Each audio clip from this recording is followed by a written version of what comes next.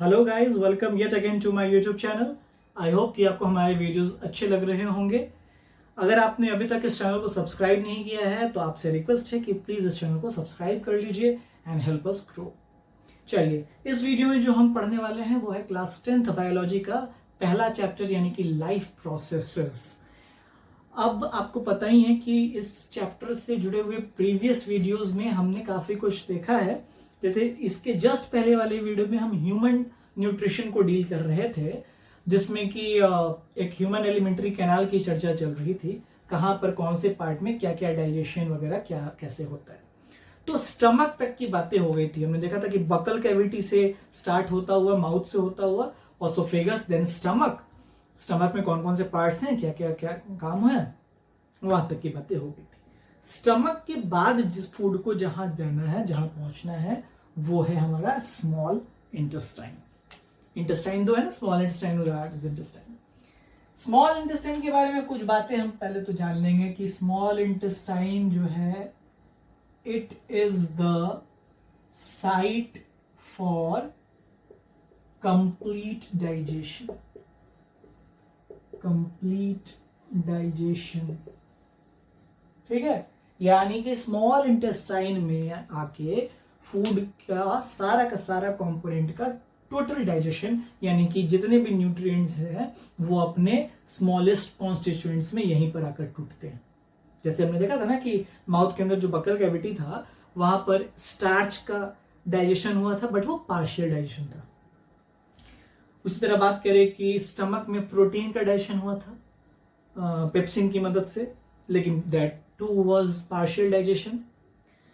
तो कार्बोहाइड्रेट का भी कंप्लीट डाइजेशन, प्रोटीन का भी कंप्लीट डाइजेशन, और फैट का जिसका अभी तक कुछ नहीं हुआ था उसका भी कंप्लीट डाइजेशन, यानी हर चीज का कंप्लीट डाइजेशन यहीं पर होता है।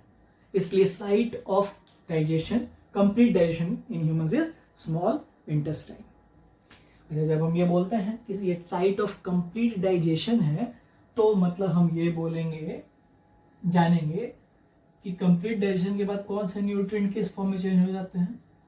तो प्रोटीन चेंज हो जाता है इनटू एमिनो एसिड्स,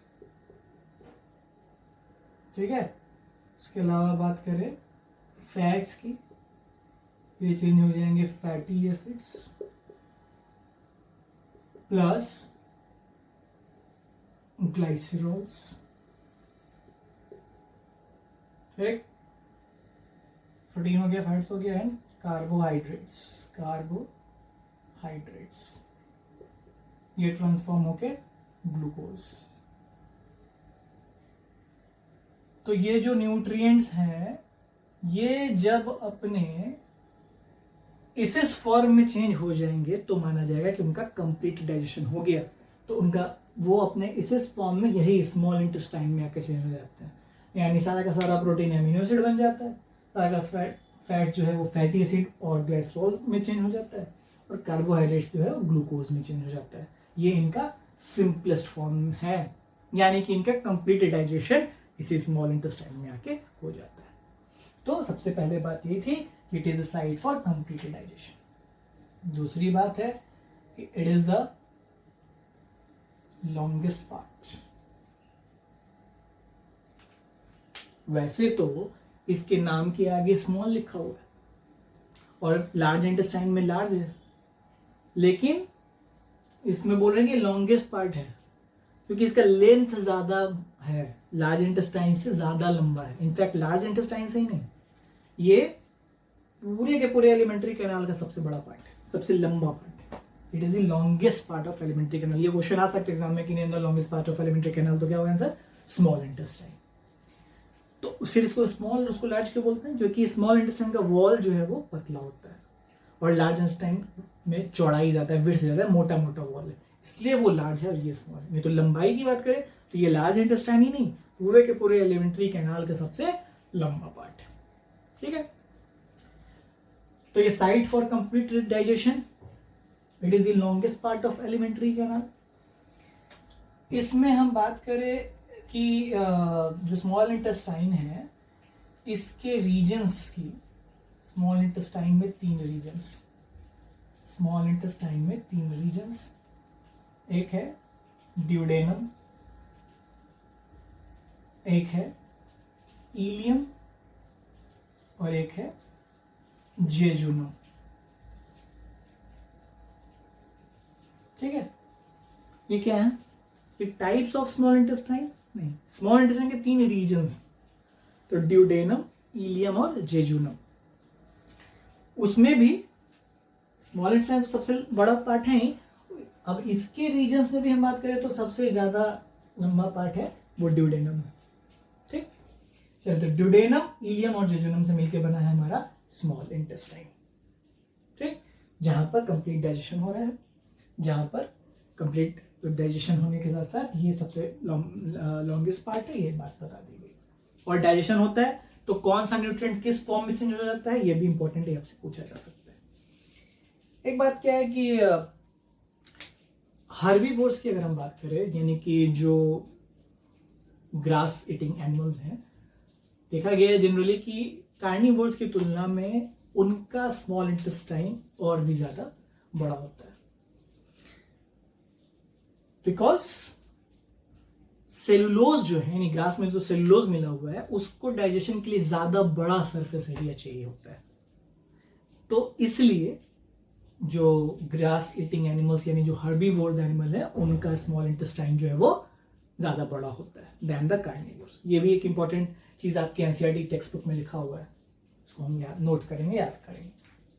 चलिए, और 3 रीजन्स के कौन कौन हो गए? ड्यूडेनम, इलियम और जेजुनम।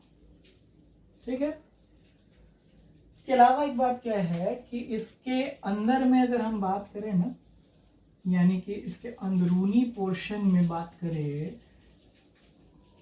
तो स्मॉल इंटेस्टाइन के पोर्शन को कट करके अंदर में हम देखें तो इस तरीके का फिंगर लाइक प्रोजेक्शंस है स्मॉल इंटेस्टाइन में, जिसका कोई नाम है? बिल्कुल, उसका नाम क्या है? विलाई। क्या नाम है? विलाई नाम। इस विलाई के रहने से कोई काम फायदा कि पहले मान अगर ये विलाई नहीं रहता तो पहले इतने वाले रीजन में ही केवल फूड का एब्जॉर्प्शन होता, अब यहां इन सब रीजन में भी हो रहा है, यानी कि फूड के एब्जॉर्प्शन के लिए सरफेस एरिया को ये बढ़ा रहा है, और जितना ज्यादा बड़ा सरफेस एरिया मिलेगा उतना बेहतर एब्जॉर्प्शन ऑफ फूड होता है, तो ज्यादा इफिशिएंट और ज्यादा एनर्जी प्रोड्यूस होगा फूड से। यानी विलाई का काम है क्या कि it increases the surface area for better absorption। ठीक है, ये इसका काम है। ये बात एग्जाम में पूछा जा सकता है कि विलाई क्या है और क्या काम है। तो विलाई क्या है? Villi are finger-like projections in the inner lining of the small intestine. Like are small finger-like projections in the inner lining of the small intestine. And function, तो it increases the surface area for better absorption. इसके रहने से surface area बढ़ जाता है और इससे बेहतर absorption of food होता है। Small intestine में इतनी ही बातें हैं अभी के लेवल में। अब इसी चीज को जब हम लोग हायर क्लास में देखेंगे तो वहां पर थोड़ी और डिस्कशन होगी और बातें बताई जाएंगी, इसमें अंदर कौन कौन सा स्पेशलाइज सेल होता है वगैरह वगैरह। ये स्मॉल इंटेस्टाइन में ही ये लीवर से और पेनक्रियास से भी चीजों को स्मॉल इंटेस्टाइन ही कलेक्ट करता है। वो जब हम लोग लीवर और पेनक्रियास पढ़ेंगे तो बताया जाएगा कि लीवर क्या बनाता है, पेनक्रियास क्या बनाता है। जो भी चीज बनाता है वो स्मॉल इंटेस्टाइन तक आता है, उधर स्टमक से भी चीजें आती है। ये सारा चीज अल्टीमेटली इसी स्मॉल इंटेस्टाइन में आता है, इसीलिए तो यहाँ पर कंप्लीट डाइजेशन होता है। स्मॉल इंटेस्टाइन के बाद बात आती है लार्ज इंटेस्टाइन। लार्ज इंटेस्टाइन इसका मेन काम क्या है कि it carries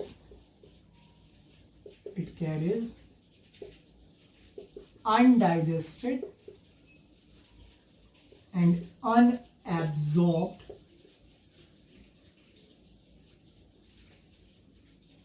food for their removal removal. यानी लार्ज इंटेस्टाइन जो है वो जितना भी फूड आएगा वो सारा का सारा फूड का डाइजेशन हो ही जाए ऐसा नहीं होता। कुछ फूड अनडाइजेस्टेड और अनएब्जॉर्ब्ड रह जाता है। ऐसा जो अनडाइजेस्टेड और अनएब्जॉर्ब फूड है वो हमारे लिए एज अ वेस्ट मटेरियल ही फॉर्म हो जाता है। उसका बॉडी में नहीं रहना हार्मफुल है, बॉडी से निकलना ही बेहतर है। तो वही जो अनडाइजेस्टेड फूड है जिनका कोई डाइजेशन नहीं हो पाया था वो जो यानी अब जो वो वेस्ट मटेरियल बन गया है उस अनडाइजेस्टेड अनएब्जॉर्ब्ड फूड को आगे कैरी करके ले जाना है ताकि उसका रिमूवल हो सके एनस के थ्रू।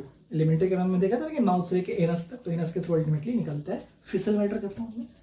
तो ये इसका मेन काम। और एक और है कि चलो थोड़ा बहुत वाटर मिनरल का एब्जॉर्प्शन यहाँ होता है लार्ज इंटेस्टाइन में, लेकिन मेन काम तो है कि अनडाइजेस्टेड या अनएब्जॉर्ब फूड को कैरी करना।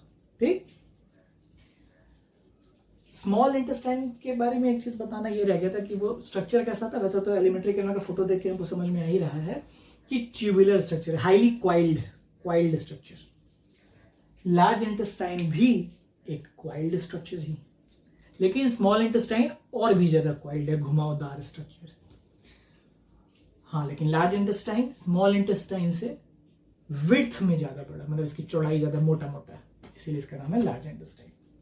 काम बताई दिएगा एक ये काम, और एक और काम हो गया कि कुछ हद तक वाटर मिनरल का एब्जॉर्प्शन भी लार्ज इंटेस्टाइन में होता है। जिस तरह स्मॉल इंटेस्टाइन के 3 रीजन बताए गए थे ना, ड्यूडेनम, इलियम और जेजुनम, उसी तरह इसके लार्ज इंटेस्टाइन के भी 3 रीजन है। 3 रीजन है। कौन कौन 3 रीजन है भाई? Caecum, colon and rectum.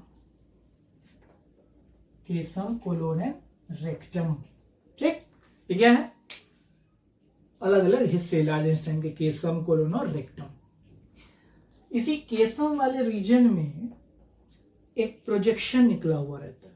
हम एलिमेंट्री कैनाल का डायग्राम आप देखिएगा बुक में, तो एक छोटा सा प्रोजेक्शन, एक फिंगर लाइक स्ट्रक्चर निकला हुआ है जिसको कि बोला जाता है वर्मीफॉर्म अपेंडिक्स। कॉमनली तो अपेंडिक्स के नाम से जाना जाता है, बट इसका पूरा नाम है वर्मीफॉर्म अपेंडिक्स। ठीक है, ये इसी केसम वाले रीजन में फिंगर लाइक प्रोजेक्शन निकला रहता है। इसका कोई रोल नहीं है, एक वेस्टिजियल ऑर्गन है। और कभी इसमें कोई इन्फेक्शन वगैरह हो जाए तो बहुत पेट दर्द ये सब होता है, तो उस कंडीशन में डॉक्टर क्या करता है, अपेंडिक्स काट के हटा देता है, बिकॉज उसका कोई रोल है नहीं, ये वेस्टिजियल ऑर्गन। वो हम लोग इवोल्यूशन पढ़ेंगे तो देखेंगे कि वेस्टिजियल ऑर्गन क्या है और इसके अलावा और कौन कौन से वेस्टिजियल ऑर्गन है। लेकिन हाँ, ये भी जानना था कि चलो वर्मीफॉर्म अपेंडिक्स कैसा है, तो स्मॉल फिंगर लाइक प्रोजेक्शंस है। कहाँ पे? केसम से अटैच्ड, यानी लार्ज इंटेस्टाइन से अटैच्ड। लार्ज इंटेस्टाइन भी क्वाइल्ड स्ट्रक्चर है, स्मॉल इंटेस्टाइन से थोड़ा सा कम क्वाइल्ड है, बट ये भी क्वाइल्ड है। हाँ, इसका विड्थ ज्यादा है, चौड़ाई ज्यादा है, इसलिए इसका नाम है लार्ज इंटेस्टाइन और वो था स्मॉल इंटेस्टाइन। काम, it carries the undigested food and absorb food, यानी कि जो वेस्ट मटेरियल बन गया उसको एनस तक ले जाना है ताकि उसका रिमूवल हो सके बाहर। ठीक, एंड कुछ हद तक वाटर मिनरल का एब्जॉर्प्शन भी लार्ज इंटेस्टाइन में होता है। स्मॉल इंटेस्टाइन की बात हो गई, लार्ज इंटेस्टाइन की बात हो गई, यानी कंप्लीट पूरा हमने माउथ से लेकर एनस तक की बातें हो गई। लेकिन इस पूरे एलिमेंट्री कैनाल में इन सारे बेसिक पार्ट्स जितने थे, ऑर्गन्स थे, इन सबके बीच में 2 इंपॉर्टेंट ग्लैंड्स भी हैं इसी पूरे सीरीज में एलिमेंट्री कैनाल में। कौन कौन? एक लीवर और एक पैनक्रियाज।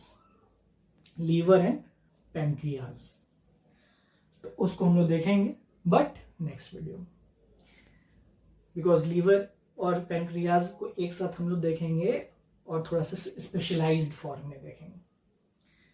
लीवर और पैनक्रियाज पढ़ लेने के बाद हमारा ये ह्यूमन न्यूट्रिशन जो है वो कंप्लीटली खत्म हो जाएगा, यानी कि बेसिकली हमारा न्यूट्रिशन ही कंप्लीट हो जाएगा। क्योंकि इससे पहले हमने प्लांट का न्यूट्रिशन देख ही लिया था, यूनिसेलुलर ऑर्गेनिज्म के न्यूट्रिशन को डील कर ही लिया था हमने। तो यानी कि इस न्यूट्रिशन वाले टॉपिक पे एक और वीडियो आएगा, जिसके बाद की रेस्पिरेशन स्टार्ट हो जाएगा। इस स्मॉल इंटेस्टाइन और इस लार्ज इंटेस्टाइन में, इससे पहले पड़ेगा स्टमक, ऑसोफेगस, बकल कैविटी में।